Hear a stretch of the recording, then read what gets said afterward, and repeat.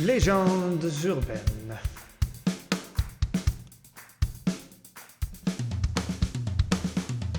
Ici Olivier Roy-Baillargeon, bienvenue à ce nouvel épisode de Légendes urbaines, le balado de la Chaire internationale sur les usages et pratiques de la ville intelligente de l'Université du Québec à Montréal.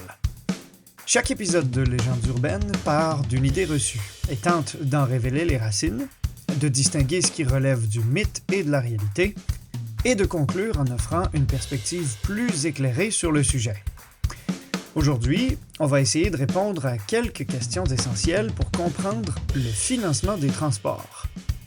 Que paient les automobilistes concrètement, tant à la pompe que par leur permis de conduire et leur droit d'immatriculation? De toutes les dépenses en transport routier des gouvernements fédéral, provincial et municipaux, quelle proportion assument-ils directement et quelle proportion incombe à la société? Comment les transports sont-ils financés? Et comment l'électrification du parc automobile transforme-t-elle ces dynamiques économiques? Pour voir plus clair dans tout ça, j'ai pris le temps d'en discuter avec Florence Junca-Adneau, professeure au département d'études urbaines et touristiques de l'UQAM. Florence est une actrice centrale de tous les débats entourant la gouvernance métropolitaine et le financement des transports au Québec, et ce, depuis plusieurs décennies. Elle a notamment fondé et présidé l'Agence métropolitaine de transport, responsable entre autres de la remise en service des trains de banlieue dans le Grand Montréal au tournant des années 2000. Ses activités de recherche portent sur la planification urbaine, le transport et la mobilité des personnes, ainsi que la gestion des projets urbains. C'était donc la personne tout indiquée pour discuter de la manière dont les transports sont financés et de la part que paient les automobilistes pour entretenir le réseau routier.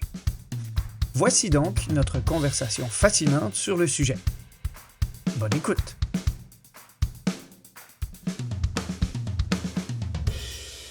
Alors, bienvenue Florence Junca-Adneau aux Légendes urbaines. Merci d'avoir accepté l'invitation. Merci de m'avoir invité. Un grand plaisir. On voulait parler avec toi, sommité dans le domaine donc du financement du transport, qu'il soit collectif, qu'il soit routier, tout mode confondu, pour essayer de recontextualiser une légende urbaine qu'on entend vraiment beaucoup, surtout dans le contexte actuel où on sait qu'on doit financer des infrastructures, celles routières qui ont besoin d'être entretenues, celles de transport collectif qu'on doit développer. Et c'est beaucoup une question de qui paie. Et derrière la légende urbaine qu'on veut recontextualiser aujourd'hui, il y a l'idée qu'il y a une sorte d'injustice, que les automobilistes paient leur juste part, ou même plus que leur juste part, pour le financement des transports. Est-ce que c'est une légende urbaine au complet? Est-ce qu'il y a une part de vérité là-dedans? Sur la base de tes connaissances, qu'est-ce que tu en dirais? Je vais aller, sur la base de mes connaissances, directement à la conclusion, pour après revenir pourquoi on arrive à cette conclusion. Et la conclusion, elle est très claire. Les automobilistes, les usagers de la route au sens large, ne payent pas leur juste part des dépenses de transport. Et c'est mathématiquement et financièrement prouvable, hors de tout doute, et hors d'interprétation ou de perception ou d'idées toutes faites qui circulent et qui encouragent au fond cette espèce de mythe qu'on entend partout. On l'entend autant chez des citoyens, chez des automobilistes, quand il y a des sondages dans les chaînes de radio, mais on l'entend aussi chez nos gouvernants, que ce soit au niveau du gouvernement du Québec, que ce soit souvent au niveau des villes. Et on l'observe aussi avec les décisions qui se prennent et qui vont dans le sens, les pauvres petits automobilistes, ne les faisons surtout pas payer plus. Non. Alors donc, conclusion, si on prend le total des dépenses de transport, et on va se comprendre après sur c'est quoi des dépenses de transport.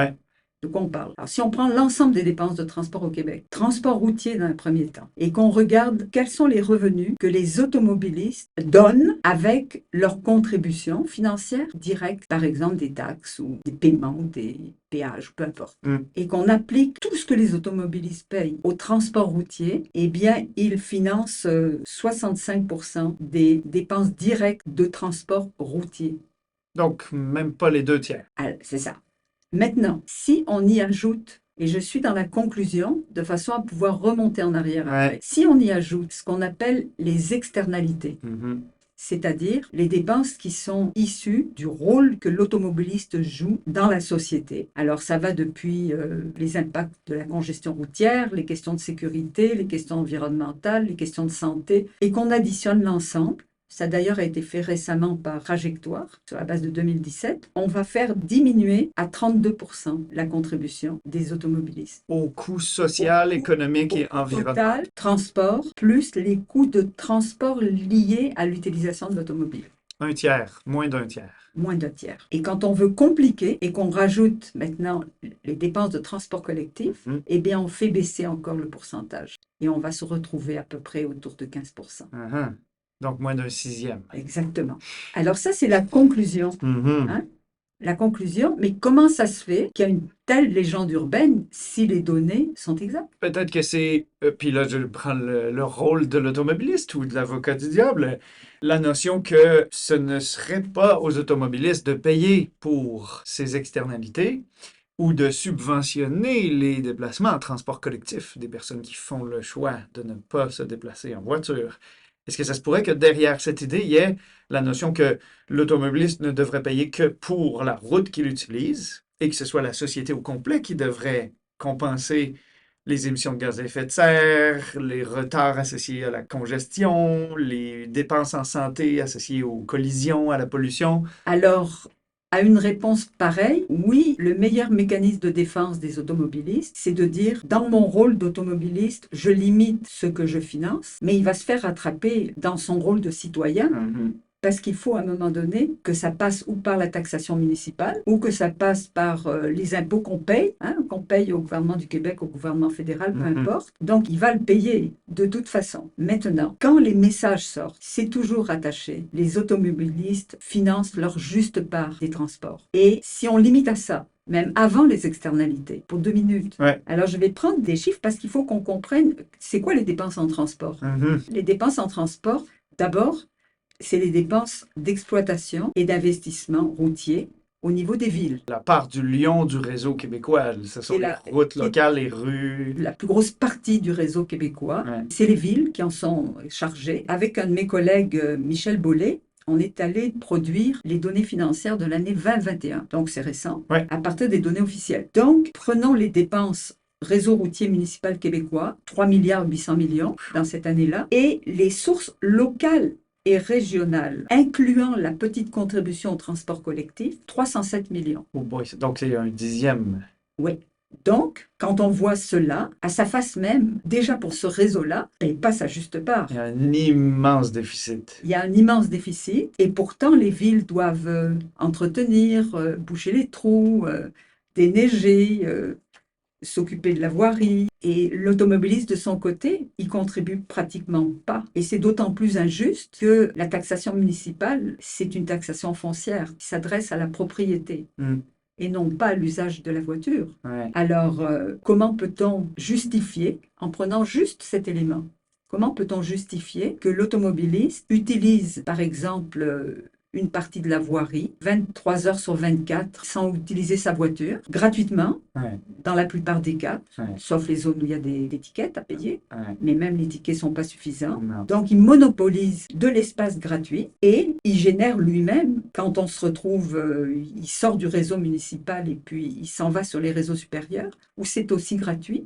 Il va utiliser gratuitement, en plus, les routes municipales et les routes de l'ensemble des régions qui sont concernées. Donc, prenons cet exemple pour illustrer. Il y a une anomalie et c'est une information qui a de la difficulté à sortir. Et pourtant, on a quand même fait des analyses pour refléter cette réalité. Parce que la notion même que l'usage d'une route puisse être gratuite est un raccourci. Il n'existe pas d'activité humaine qui n'ait pas de conséquences, qui n'ait pas de coût. Toute activité humaine a un coût. Donc, autrement dit, si on a habitué les gens à ne pas payer pour l'utilisation et à laisser donc l'ensemble de la collectivité compenser les externalités, les coûts véritables.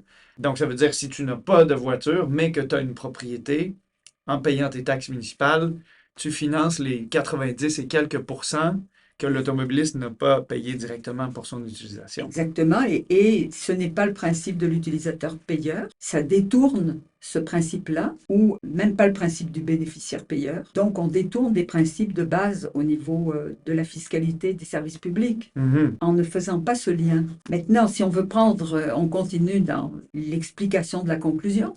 Ouais. Prenons le deuxième grand morceau du réseau des transports routiers. Là, je suis dans le transport routier et Ouais. non pas dans le transport collectif. Non. Je ne le mélange pas là pour l'instant. Ouais. Plus tard.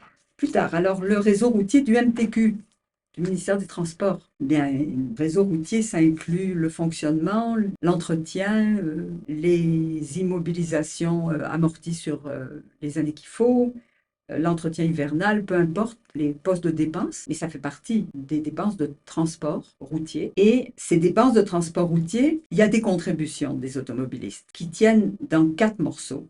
La fameuse taxe sur les carburants et sur l'immatriculation, les droits et permis, le SPED et puis certains revenus comme les péages. Donc, quand tu mentionnes le SPED, c'est le système de plafonnement et Le d'échange système de plafonnement et d'échange des émissions. des émissions de gaz.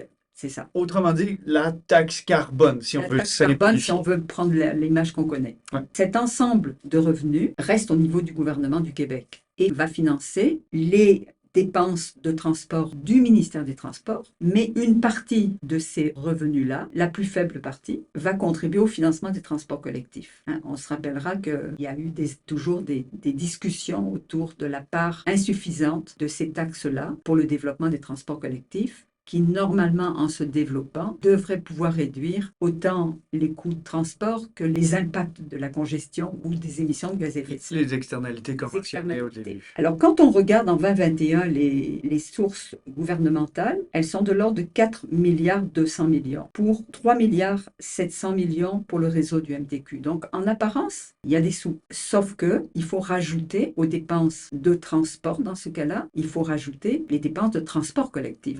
Puisque la source, qui est les taxes sur l'essence, etc., elle est perçue pour le transport routier, les automobilistes, mais aussi pour le transport collectif. Alors, quand on y rajoute cet élément-là, bien, on vient de faire tomber le résultat. Et le résultat, c'est qu'on est en déficit depuis 2-3 ans. On commence à être en déficit. Les sources de financement gouvernemental et le transport routier puis transport collectif, pour plein de raisons. Les revenus diminuent parce qu'il y a moins de litres d'essence qui sont vendus.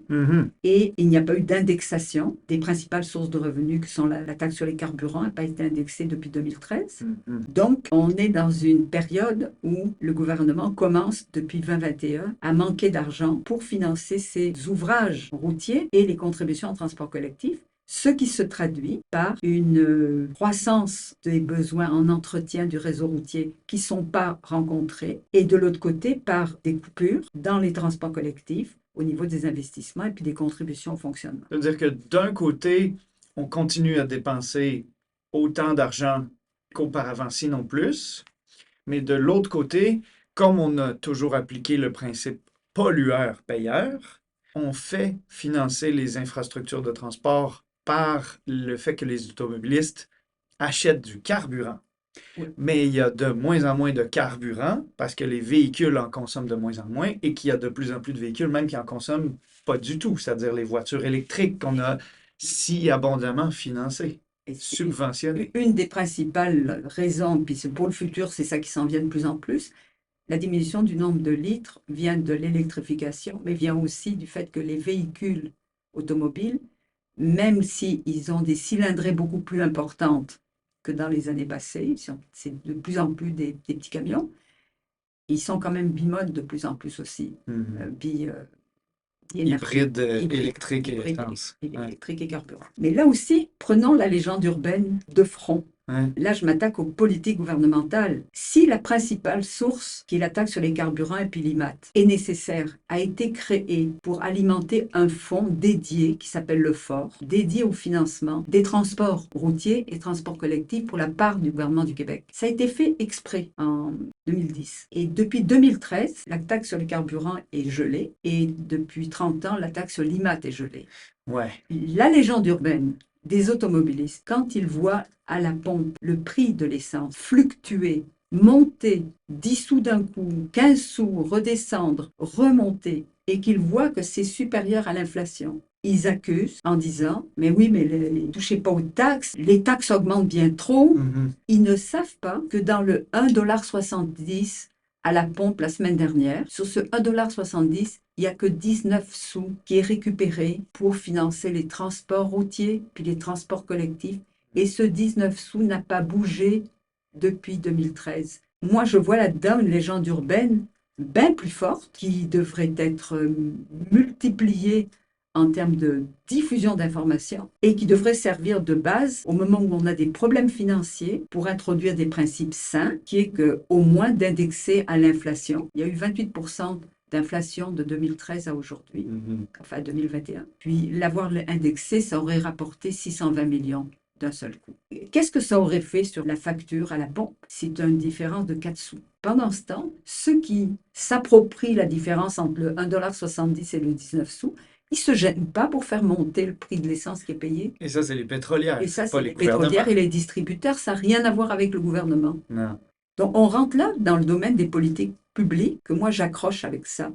Parce que ce n'est pas normal, ce n'est pas correct, ce n'est pas défendable et ce n'est pas une attaque auprès des automobilistes de faire ça. C'est la simple loi du bon sens et de l'équité. Parce qu'il y a peu de choses dans le monde qui ne sont pas indexées à l'inflation. Il n'y a rien qui n'est pas indexé à l'inflation, sauf les revenus des gens. Et les revenus des gouvernements qui promettent en campagne électorale de ne pas augmenter le fardeau fiscal des Québécois. Exactement.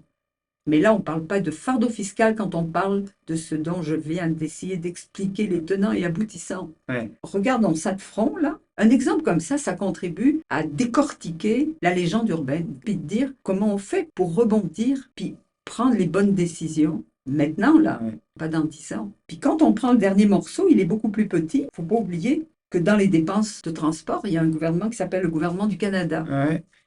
Il a lui aussi des dépenses de transport et il finance les frais d'exploitation ou d'immobilisation de la Société des ponts Jacques-Cartier, enfin des contributions à la Société des ponts Jacques-Cartier, des amortissements sur des grands projets comme le pont Champlain, etc. etc. Ouais. Et il perçoit une taxe sur l'essence partout. Alors, quand on regarde au Québec, la partie de la taxe d'essence perçue au Québec est de 10 sous. Elle aussi, elle n'a pas été indexée, évidemment. Puis pour le diesel, elle est de 4 sous. Alors, pour le gouvernement du Canada, les taxes qu'il perçoit sont nettement supérieures à ses dépenses de transport. Ouais. Et comme il ne finance pas directement le transport collectif, on ne peut compter que la dépense de transport qu'il finance. Donc, c'est 933 millions de revenus versus 483 millions de dépenses en 2021. Cet argent-là, ça lui fait un buffer. Mais il s'en va où? Il s'en va dans le cas du gouvernement fédéral. Il s'en va dans la plate-bande du budget gouvernemental. Ou quelquefois dans des initiatives pour aider les provinces à développer un peu plus les transports collectifs. Et quand on entend le gouvernement fédéral dire « je veux investir plus pour augmenter l'offre de services des transports collectifs », mais lui, il sait qu'il a un peu de marge de manœuvre. Absolument. Pour le faire. Ce que les municipalités et le gouvernement du Québec n'ont pas du tout. Ce que les deux autres n'ont pas. Donc, quand on regarde ça macro, on décortique la légende urbaine principale que le monde connaît là, qui porte sur les transports routiers et les transports collectifs. Évidemment qu'il y a l'autre morceau, qui sont les externalités. Et quand un journaliste commence à parler du coût de la congestion, quand les chambres de commerce font des études, comme la Chambre de commerce du Montréal métropolitain, pour évaluer pour la grande région de Montréal les coûts globaux inhérents à la congestion et puis aux impacts de la circulation automobile. Mais là, la réponse, c'est pas nous les coupables. On n'a pas à payer pour ça. Non. La réponse normale d'un automobiliste. Mais si on se rappelle, dans les années 60, la première étude, ça a été en 2004. Première étude avec ces corps de la Chambre de commerce du Montréal métropolitain. Juste pour la région de Montréal, c'est évalué autour de 4 millions les impacts globaux en termes de dépenses de la congestion sur l'ensemble du système dont on a parlé là, qui touche la santé, qui touche la sécurité, etc. Puis les pertes de productivité. Les pertes de productivité, les retards, l'augmentation de la consommation du pétrole, évidemment, puisqu'on en consomme plus à ce moment-là, les émissions de gaz à effet de serre, etc., etc., etc.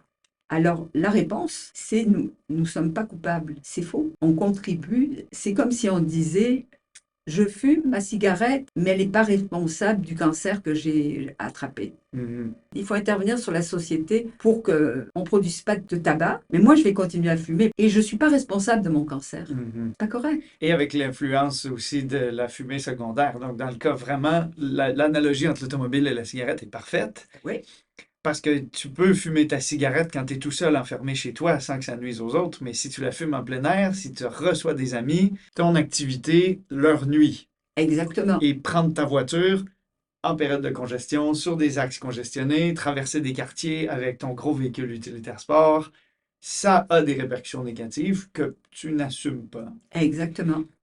Mais comme on a la vertu facile, dès lors qu'on a dit il est électrique maintenant, les problèmes de pollution sont réglés, sauf que les problèmes de financement sont exacerbés. Les problèmes de financement sont exacerbés. Il est prouvé qu'il y a une certaine contribution à la diminution des gaz à effet de serre quand on électrifie, même si des études montrent que la production même de la voiture électrique et la voiture plus grosse émettent des gaz à effet de serre peut-être équivalents. Ouais. Mais si on revient à la légende urbaine et aux externalités, c'est pas parce qu'on électrifie la voiture que ça va diminuer la congestion. Non. Au contraire, ça va donner bonne conscience d'acheter un véhicule électrique.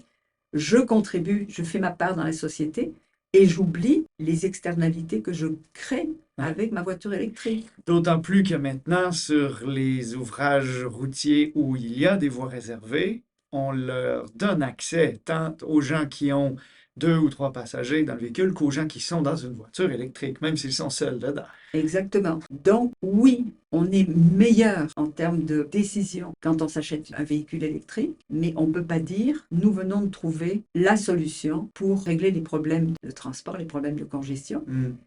Et ça ne règle pas non plus les questions de financement. Au contraire. Avec notre système de taxation qui taxe l'essence, ben ça fait l'inverse. Ça diminue les revenus dont on a besoin par ailleurs pour assumer les coûts de l'entretien de transport routier. Moi, j'y tiens, l'entretien de transport routier, il faut toujours y penser. Pas juste les transports collectifs, il faut penser entretien de transport routier, développement de l'offre de services des transports collectifs. Non. Puis il faut matcher ça, il faut trouver des sous pour ça. Oui, mais dans la plupart du Québec, de toute façon, c'est le réseau routier que le transport collectif utilise. Ça prend des routes pour faire fonctionner les bus. Oui. Ça prend des routes pour que les cyclistes, où il n'y a pas de piste cyclable, puissent se déplacer. Donc, les routes sont importantes, absolument. Exactement. Et il faut les mettre dans l'équation. Et quand on les met dans l'équation, l'automobiliste, il est au centre de l'équation. À moins qu'on décide de revenir à ce qu'on appelle les systèmes antérieurs, à la réforme du financement qui remonte à la réforme Ryan en 92, et qu'on dise dorénavant, le transport va être un des services gouvernementaux payés par le fonds commun que sont les impôts, au même titre que la santé ou que l'éducation. Et la grande réforme qui avait été faite, c'était justement pour isoler les transports, leur donner des sources qui leur permettent d'autofinancer leur entretien et leur développement, et ne pas jouer, parce que c'était un puits qui en finissait pas de grossir, donc de limiter l'interface avec les priorités que représentent la santé et l'éducation pour un gouvernement. Donc c'était ça le principe de la réforme de 92. Maintenant, plus le déficit s'installe et plus on voit que le manque à gagner, il est payé par qui? Il est payé par la taxe municipale et puis par les impôts. Mais plus on est en ce moment dans un système qui est en train de devenir hybride, d'où l'importance et l'urgence de revoir le modèle de financement des transports et d'y introduire routier et transport collectif. Une des voies qu'on pourrait utiliser est déjà utilisée ailleurs, puis pas dans des juridictions socialistes. Aux États-Unis, par exemple, dans plusieurs États, on est en train de transférer tranquillement le financement d'une taxation des carburants vers une taxation des kilomètres parcourus sur le réseau routier. Justement parce que de plus en plus de véhicules ne contribuent plus au financement du réseau en n'utilisant plus de carburant. Et on migre vers des taxes kilométriques ou des taxes à l'usage et non des taxes à la pollution. Exactement, et c'est la migration vers la taxe kilométrique, peu importe l'outil pour faire ce qu'on appelle une taxe kilométrique, introduit la notion d'équité, introduit une notion qui est rattachée à l'utilisateur payeur, introduit aussi la notion que d'avoir moins de vulnérabilité par rapport à l'usage des carburants pour le futur. Actuellement, elle n'est malheureusement pas encore au point, sauf pour les efforts qui ont été faits pour les camions. C'est plus facile aussi de le faire pour les camions parce que ça se contrôle plus facilement avec leurs propriétaires. Mais il y a, la taxe kilométrique se traduit aussi par l'introduction de péages. Il existait des péages à travers tout le Québec dans les années 80 qui ont été enlevés. Alors, des péages sur un territoire, sur les autoroutes, c'est une autre forme de taxe kilométrique qui est moins fine que la taxe kilométrique qui est rattachée vraiment au nombre de kilomètres de l'auto. Mais c'est une forme kilométrique. Alors, il y a tout un ensemble d'outils qui sont à la disposition. Et pour les villes, les gouvernements viennent d'autoriser les villes à utiliser la taxe sur l'immatriculation plus facilement, ajouter des taxes sur les carburants plus facilement, des taxes sur les stationnements plus facilement. Mais il va falloir inventer quelque chose au niveau municipal. Et les agglos ont surtout travaillé sur le volet transport collectif pour diversifier les sources de revenus et moins facilement sur le volet transport routier dans les villes.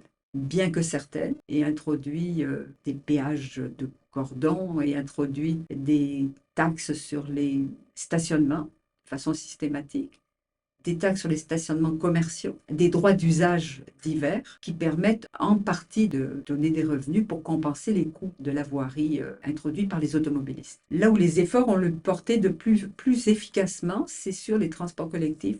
Moi, je me promène avec l'exemple qu'on a beaucoup étudié l'automne dernier, qui est l'exemple de Vancouver, de TransLink, sur lesquels j'ai l'ensemble des données.